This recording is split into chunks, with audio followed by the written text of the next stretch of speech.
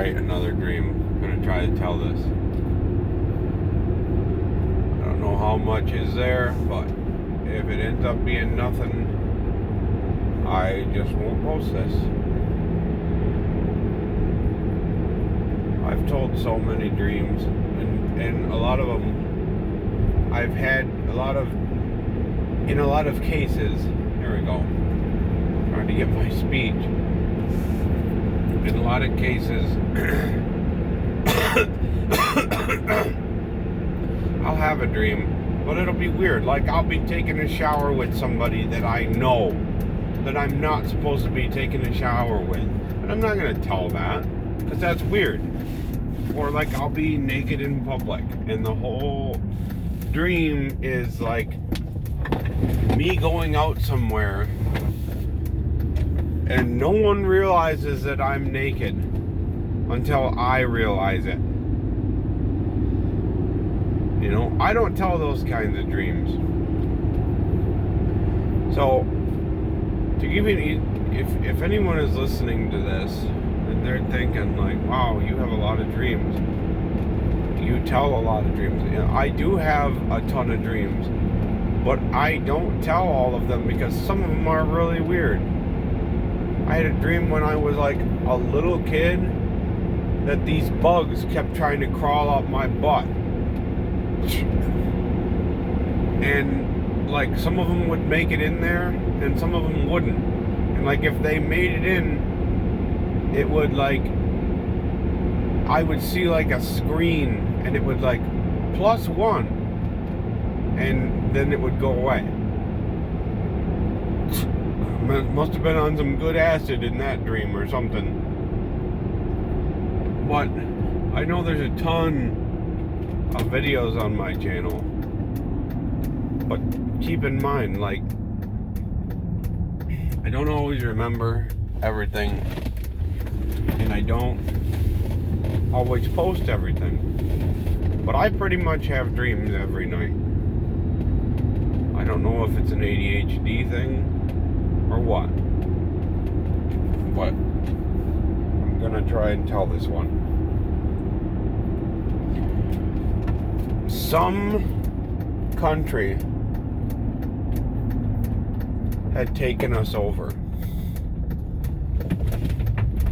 I believe it was the United States, but we had been taken over.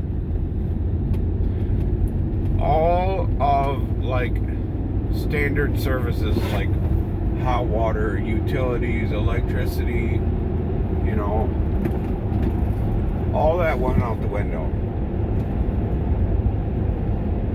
And nobody was coming to save us. I don't know if it was the Russians or like the British or, oh, there's a deer.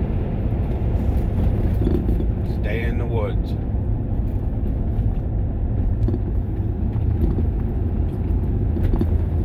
Okay. I don't know who it was that took us over.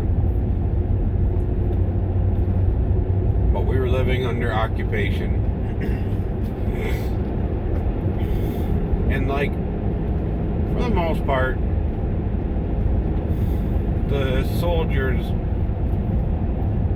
would make their rounds through like the outskirts of these camps. Like, people lived in kind of camps.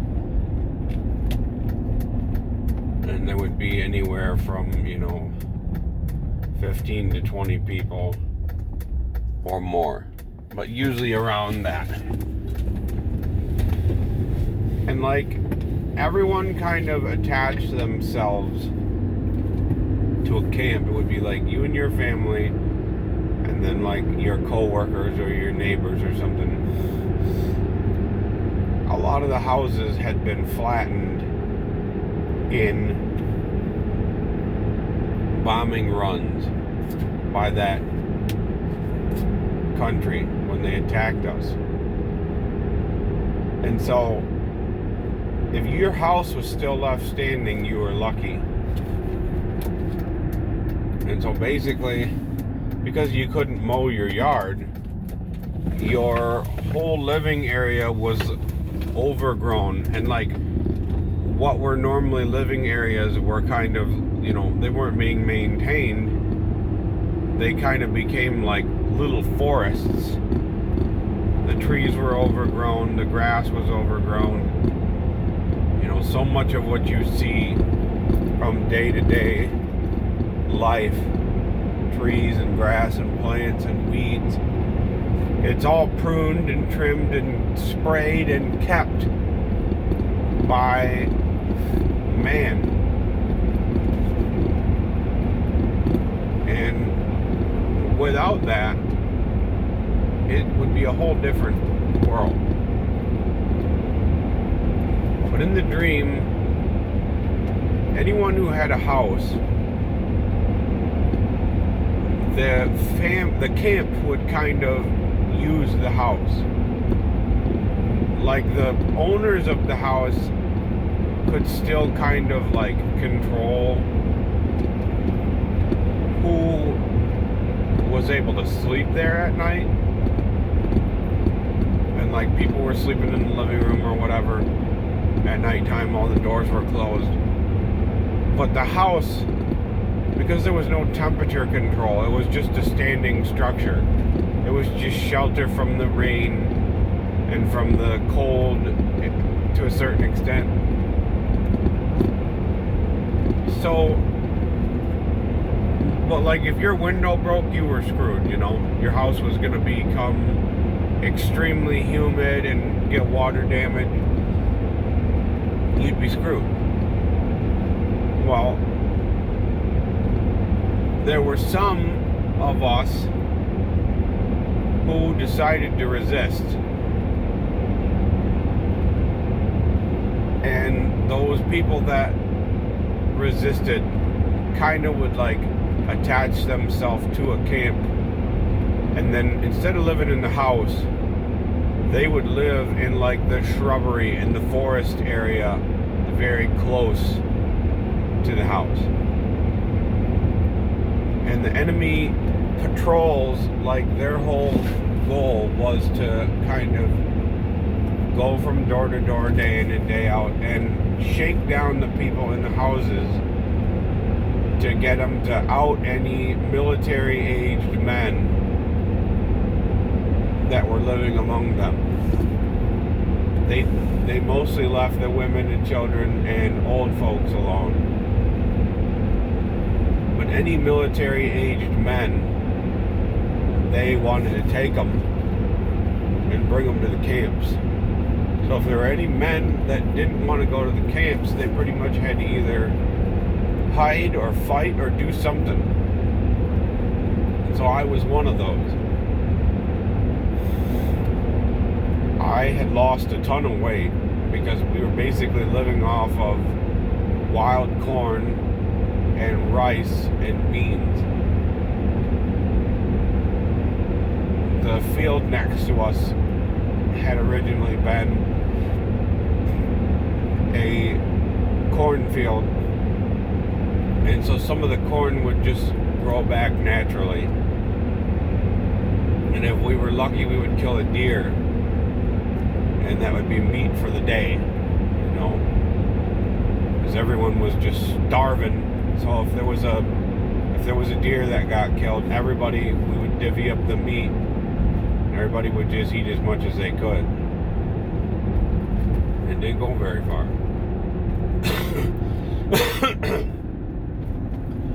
I had like a makeshift watchtower that I built. We built. And we all had camo on. And this watchtower was where we would usually sleep. We would take turns sleeping. And if you wanted to stay up, like, we would eat a spoonful of coffee grounds. Because we could still, if we could still find coffee grounds. Because there was plenty of that. Because instead of getting used up, stuff like, meat and food and stuff like that gets used up. because have to eat in order to live. But in order to make coffee, you need a coffee maker. So eating a spoonful of coffee grounds was kind of like the way, if it was your day to stay up, night to stay up, you would eat a scoop of the coffee. Well, we all had rifles. I had an AR-15 with like a 5-round magazine. Like you had to get whatever you could get. And I remember like finding a box of 223 and one of the women in the camp saying, "They don't make that anymore, so make them count." You know, it was like a reminder that the modern world as we knew it was gone. You couldn't just go buy ammo. At one point,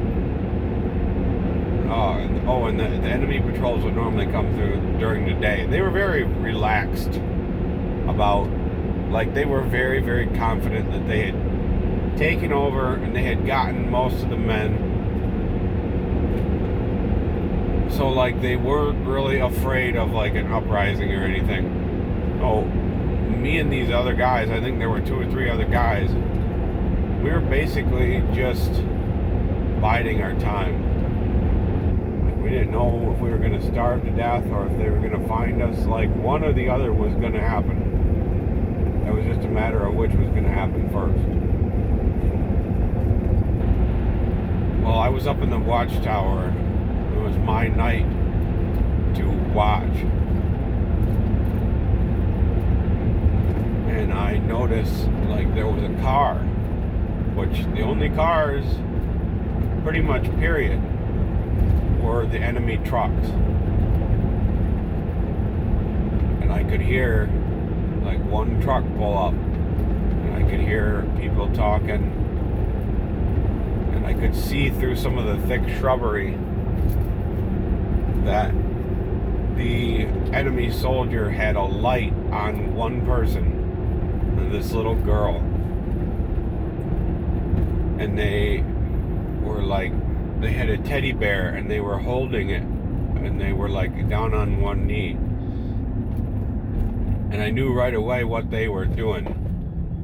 They were bribing her to tell them where we were if she knew.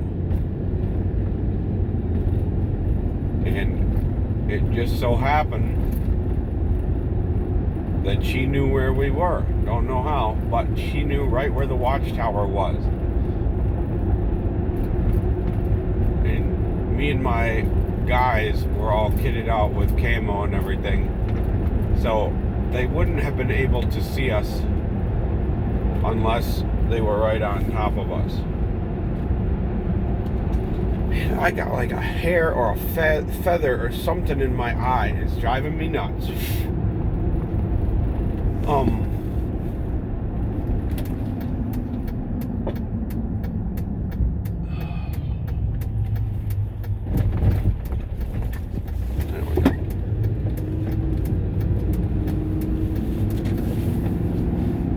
So they just sent one soldier.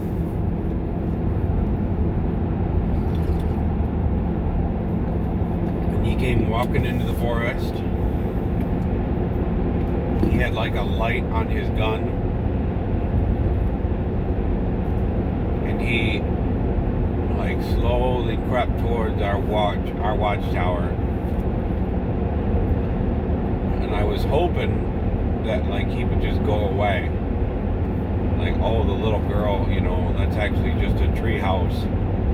Because that's kind of what it looked like. The little girl just had a tree house and she just wanted the bear.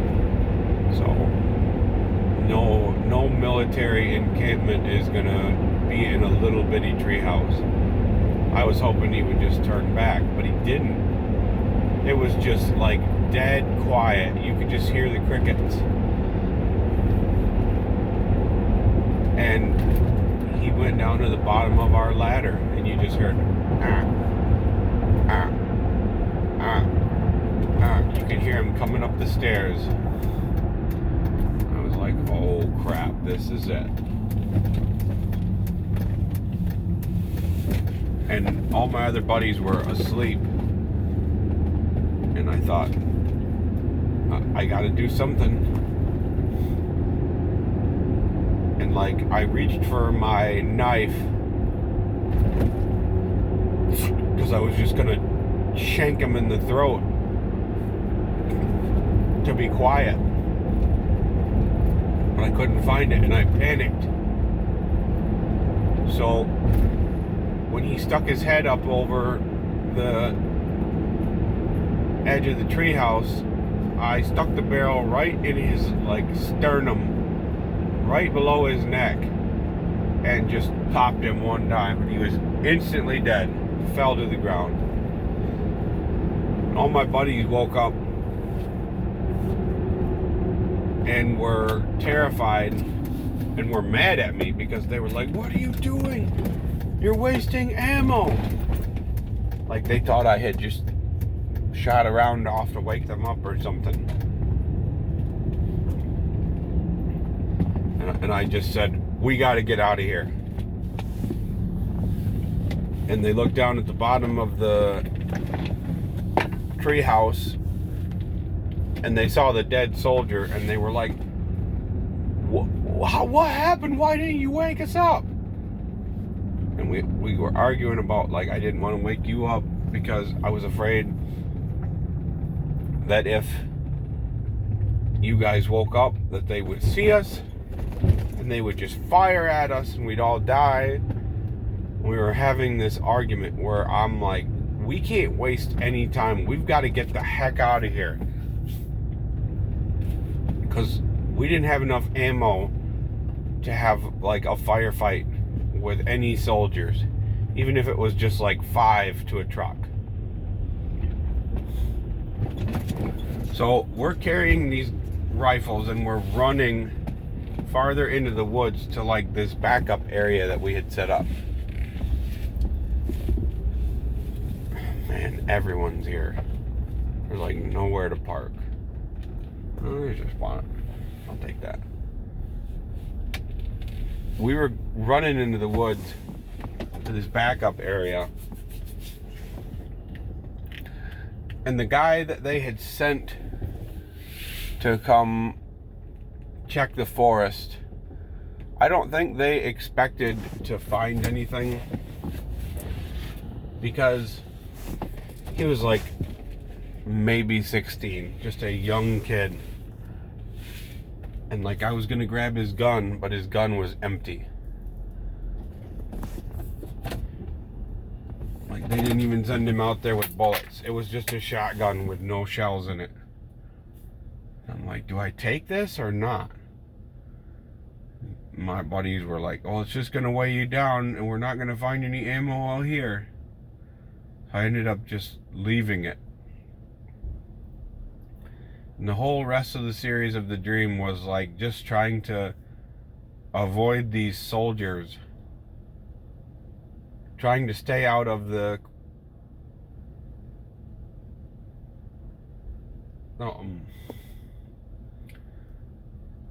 trying to stay away from them. Man, I'm tired. It's Saturday. I'm working. Even though the machine is down and I'm not even going to get anything done. Let's end it.